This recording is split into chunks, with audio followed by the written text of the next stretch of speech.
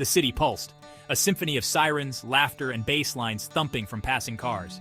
Neon signs painted the dusk sky with promises of escape and excitement.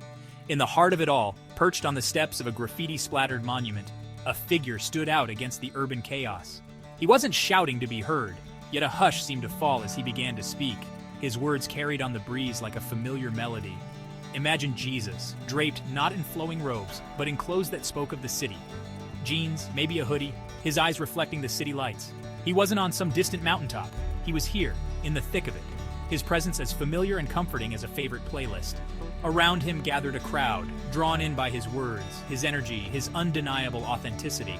This wasn't a sermon for stained glass windows.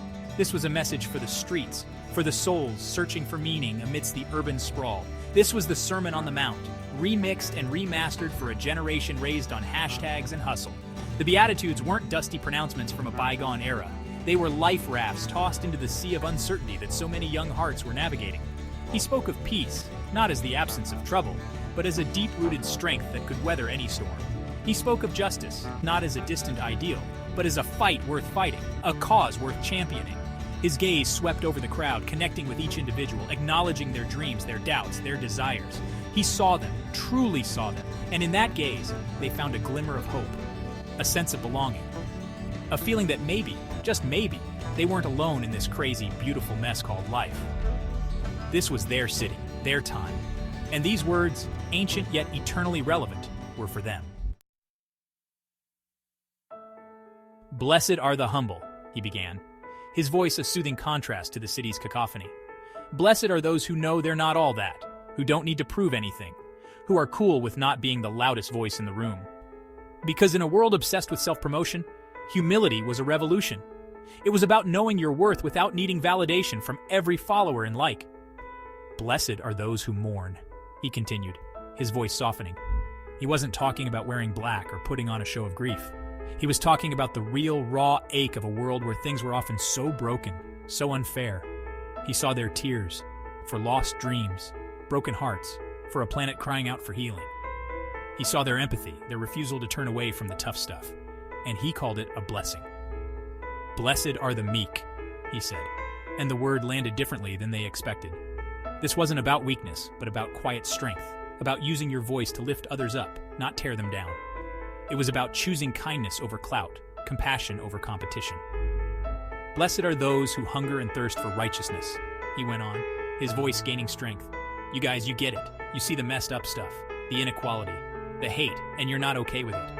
You're hungry for change, thirsty for a world where everyone gets a fair shot. That hunger, that thirst, that's a blessing. Don't ever lose it.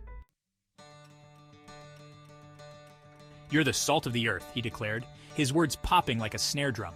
"Salt adds flavor, right? It brings out the best in everything. That's what you're called to do, to bring your unique flavor, your passions, your creativity to this world." He wasn't asking them to blend in, to become cookie-cutter versions of everyone else. He was challenging them to stand out, to be bold, to make their presence known. "But here's the deal," he continued, his tone turning serious. "Salt can also lose its saltiness. It can become bland, pointless. Don't let that happen to you. Don't let the pressures of the world, the need to fit in, steal your spark." He knew the world could be a soul-crushing place, that it could try to squeeze them into its mold. He was urging them to resist, to hold on to the things that made them unique, that made them come alive. "You're also the light of the world," he said, his eyes twinkling like the city lights reflected in them. "A city on a hill can't be hidden. Let your light shine, people. Let your actions, your words, your very being reflect the love and hope you carry within you." This wasn't about being perfect, about having it all figured out. It was about letting their inner light, the light of kindness, of compassion, of authenticity, shine through the darkness.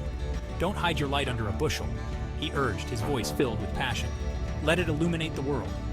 Show people what it looks like to live with purpose, to chase your dreams, to love fiercely and forgive freely. Be a beacon of hope in a world that's so often shrouded in darkness." Section 4. Real Talk. Jesus on anger, lust, and forgiveness. The mood shifted as he addressed the shadows lurking in their own hearts. "You know that burning rage you feel when someone wrongs you? That deep-seated anger?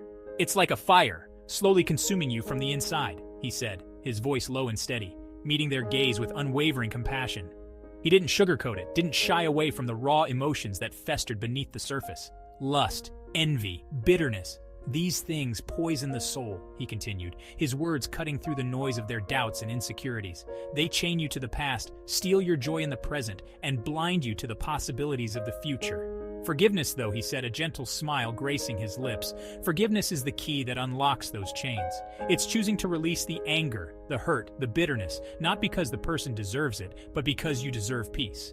His words were a balm to their wounded spirits, a reminder that they weren't defined by the pain they'd endured. This doesn't mean forgetting or condoning the wrong, he clarified.